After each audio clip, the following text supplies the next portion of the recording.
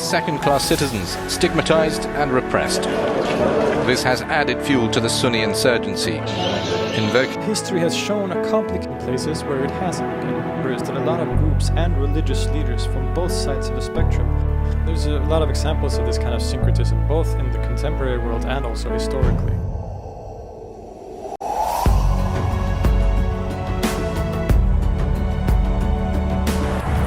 Irak merupakan sebuah negara yang pernah menyaksikan kepelbagaian tamadun manusia.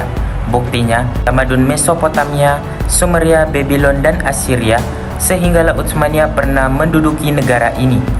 Namun, di sebalik keindahan dan kepelbagaian budaya ini, tersembunyi konflik yang telah berlarutan selama berabad-abad.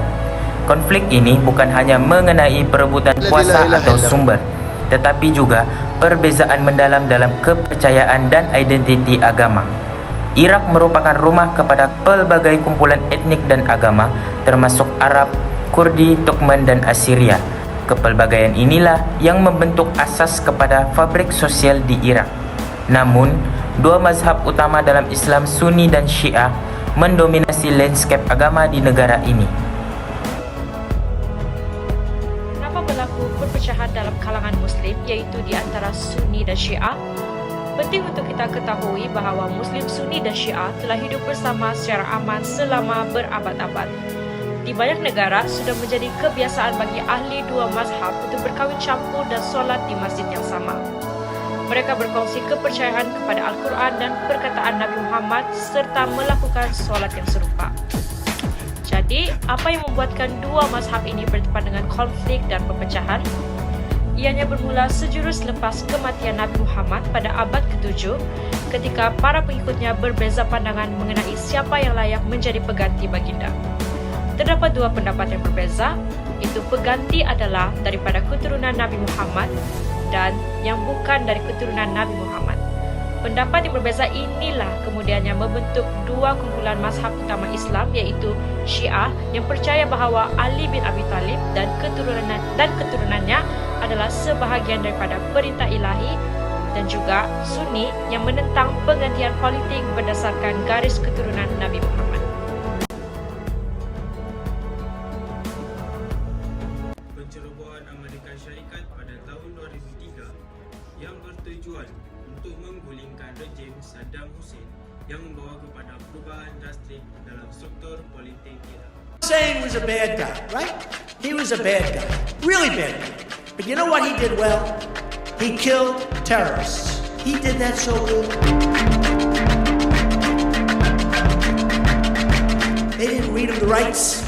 They didn't talk. They were a terrorist. It was over. Today, Iraq is Harvard for terrorism. You want to be a terrorist, you go to Iraq. It's like Harvard.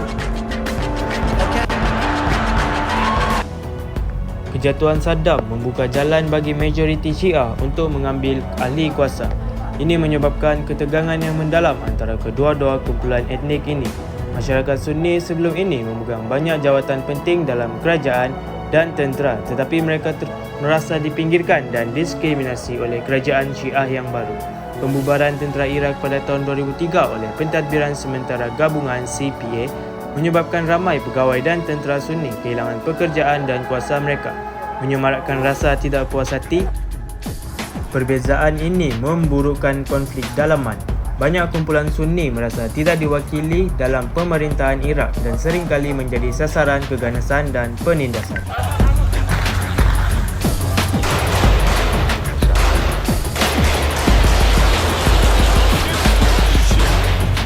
Apakah implikasi konflik Muslim, Sunni dan Syiah di Irak ini, di mana konflik ini telah mewujudkan sektarianisme dalam kalangan masyarakat di Irak yang berbagai etnik dan agama? Sektarianisme merupakan satu istilah yang menandakan perpecahan, konflik dan kepatuhan yang tegar kepada kepercayaan atau amalan tertentu. Dalam konteks agama, sektarianisme sering muncul sebagai kesetiaan yang mendalam kepada satu mazhab atau denominasi tertentu dalam agama yang lebih besar.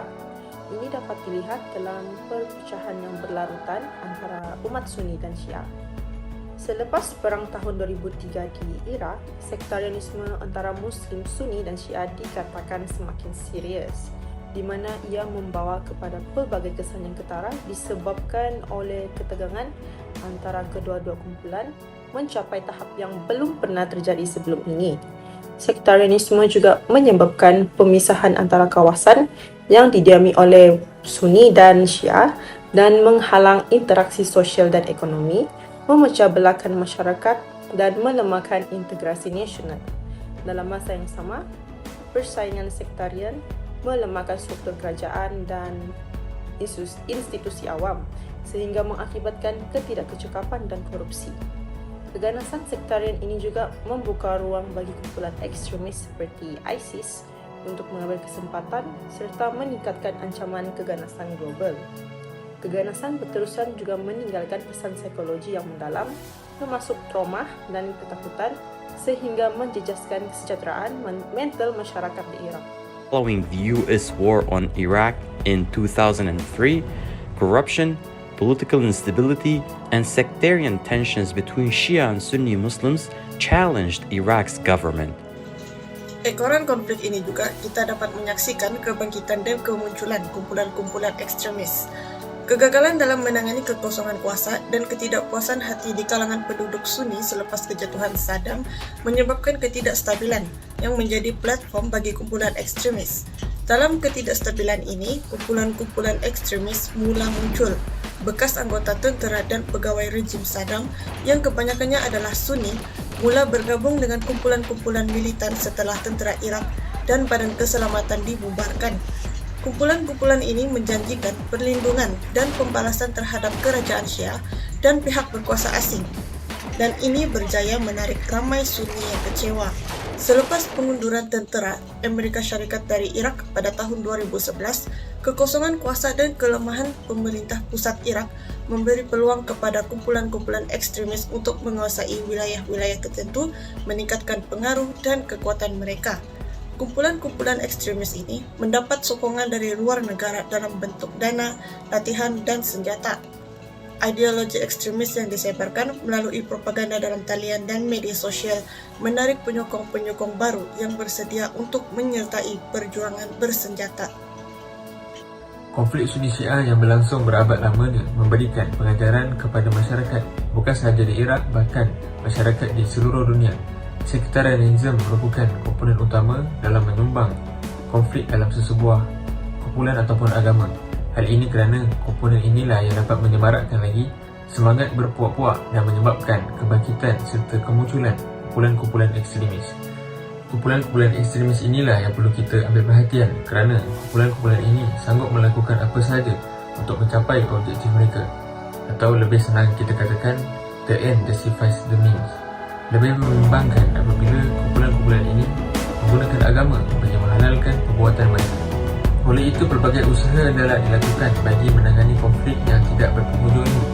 Reformasi pentadbiran dan pemerintahan di Iraq berpotensi dalam membantu mengurangkan konflik di antara Muslim Sunni dan Syiah. Dialog agama juga boleh dilakukan bagi mengurangkan ketegangan konflik kerana ia membantu dalam membina persefahaman, mengurangkan prasangka serta menggalakkan kerjasama di antara kumpulan-kumpulan yang berbeza. Secara keseluruhannya, konflik Sunni Syiah di Iraq ini merupakan peringatan nyata tentang pentingnya persefahaman, lebih-lebih lagi di negara yang berbilang etnik dan agama. Sekiranya tiada persefahaman, perkara ini akan mengundang berlakunya anasi-anasi yang buruk. Semoga kita semua mengambil pengajaran dan inspirasi dari konflik ini untuk membina dunia yang lebih aman dan harmoni.